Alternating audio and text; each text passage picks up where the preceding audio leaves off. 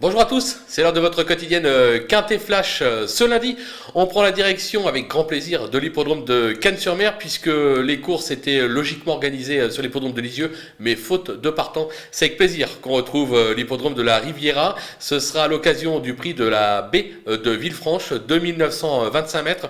Des chevaux qu'on connaît bien dans cette catégorie, sans plus attendre nos bases avec le 13, Eden Basque, qui a des titres à ce niveau, qui évolue dans son jardin à Cagnes. Alors certes, il effectue une rentrée, mais il sera D4 d'entrée de jeu, ce qui devrait lui permettre de pouvoir lutter activement pour la victoire. On va lui opposer le 6, Djembé d'Orgère, qui est au top de sa forme actuellement. Il excelle sur cette piste. David Beckert s'étant tiré la quintessence, c'est l'opposition directe à notre favori. Le numéro 11, Davina du Capre, ses dernières sorties sont encourageantes. Elle s'est déjà bien comportée sur cette piste.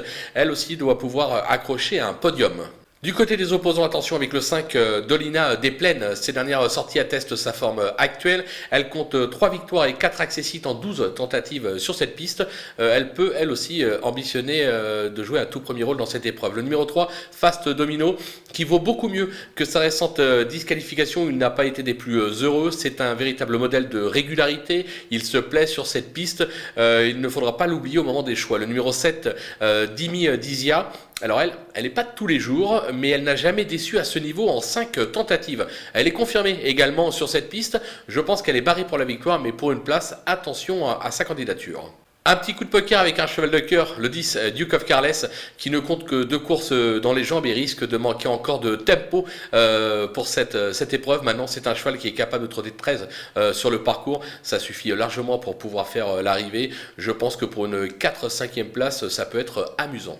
Les outsiders avec le 8, Bignou de Coné, qui est loin de son niveau actuel, enfin plutôt du niveau qui était le sien par le passé. Maintenant, il dépend d'un entraînement redoutable. Romuald Maurice, il sera déféré des 4 pour l'occasion. Je me dis que lui aussi peut surprendre à Bellecote. Le 2, Darro Desbois, qui évolue dans son jardin sur l'hippodrome de Cannes-sur-Mer, mais qui restera ferré pour l'occasion.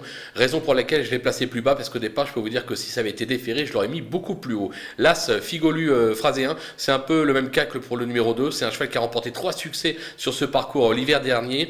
L'a dit, il n'aura contre lui de faire sa rentrée. Il n'a pas été revu depuis mars de mémoire. Il est ferré, raison pour laquelle je le glisse aussi bas. Le numéro 9, Call Secret.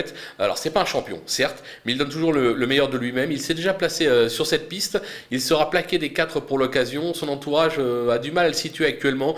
Mais si vous avez la place, pourquoi pas une 4-5e place. Les délaissés, il en reste 2. Le 4, Brandeis Jet, qui excepté une 2e place hier en mai dernier, n'a cessé d'aligner les échecs ces derniers mois. Même en étant pieds nus, je n'y crois guère. Le numéro 12, Brin d'Or. Le cheval est vieillissant et les combats deviennent de plus en plus durs pour lui à gagner, même pour se placer. Il a toujours échoué en 6 tentatives sur ce parcours, raison pour laquelle je l'élimine sans trop de regrets. Voilà, on a fait le tour de ce petit lot, mais de qualité. On va se quitter avec ma sélection et surtout mes conseils de jeu. À vous de jouer.